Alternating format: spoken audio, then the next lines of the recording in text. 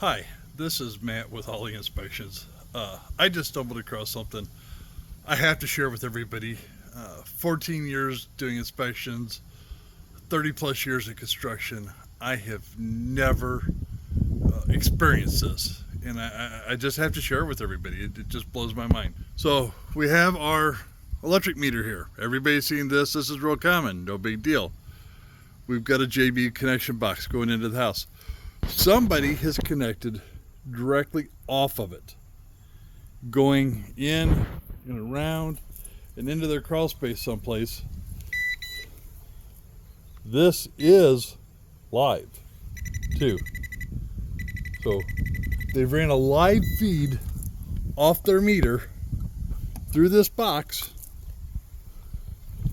into their crawl space. I've been inside, I've looked all over.